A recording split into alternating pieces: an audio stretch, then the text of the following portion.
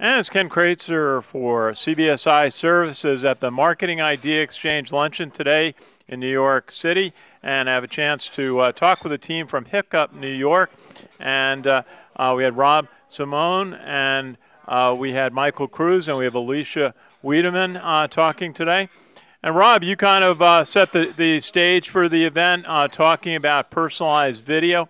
How did you find, why is personalized video kind of like one of the new big things for marketing? Well, I mean, I think data is crucial in marketing today, and video content has been sort of the new form of engagement that we've all been interested in. Personalized, in short, is really a way that we take some of the most dynamic data sets that we have and serve dynamic content to people that we know will engage with it primarily because we know something about them. So if we know that video works, we know that personalized works even better. Very good. What are some of the situations, I know you talked about some financial service, some customer service situations where it works. What are some of the applications that some of the early adopters have utilized? I think acquisition, retention, cross-sell, upsell are really the immediate areas that we see insurance and financial services applying this technology.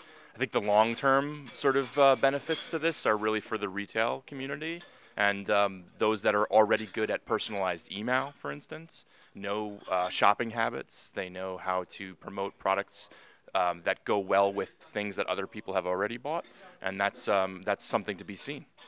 Okay, well, Michael, you're kind of the expert in how it all gets put together. And first, tell us a little bit about, as I mentioned, about platform. You use a lot of animation. You're able to fill in different types of data into the presentation that the customers receive. Just tell us a little bit about how it gets put together. Yeah, absolutely. I mean, I think that the technology has evolved quite a bit. So initially when personalized came into the scene, it was mostly flash-based, and now the fact that we can offer up our projects to whoever the tech partner is, you know, they can take our After Effects projects and really use all those layers with the original transitions that really open up the creative playing field at that point, and really allows us to play with imagery, text, animation, transitions, and audio on all layers. So it's really where dynamic comes into play to create an awesome video and experience. And you mentioned that just at the end, dynamic content, some of the elements, some of the images. Tell us a little about some of the variations that you can do in dynamic content that can appear in these videos. Sure thing.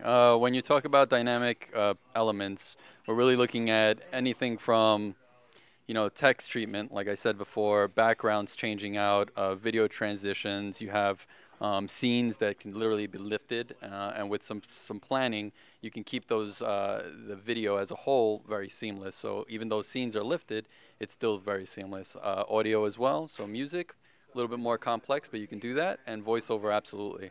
It's a matter of taking the challenge, making sure that you know, you're aligning with what the objective of the video is, and molding the style and the creative, and then just sticking to it and having a seamless experience. Very good. And Alicia, you were mentioning some of the benefits of personalized video, some of the higher click-through rates and brand recognition and brand recall from when someone has watched their personalized video. What are some of the benefits that you think really help brands and customers when they do a personalized video? I think the biggest thing is the flexibility within the video and the longevity it has over time. So if your products are changing, your data sets are changing, anything changes, as long as you have the template built in the right way, you can use that video over and over with different information elements added in. So while there's an upfront investment, it certainly pays out very quickly over time. And you and the team were describing, you know, the elements of the storyboard that gets put together to plan, the importance of planning, you know, the concept, what the video is going to address for customers and for the sponsor. What are some of the elements that just go into the planning and starting the planning for a personalized video? There's a lot of prioritization over what data you're going to leverage. A lot of times you go into it thinking you're going to pull every data point you have, but you have to prioritize it. You have to make sure that the video still has a central story and then it makes sense at the end, because the last thing you want is something fragmented and something that's losing the customer halfway through. Alicia, I was going to ask you if you would tell us a little bit about your company. Hiccup New York specializes in different types of video. Tell us about it. Hiccup's a video content agency, so we spend a lot of time on videos, white papers, infographics, anything online in the social space.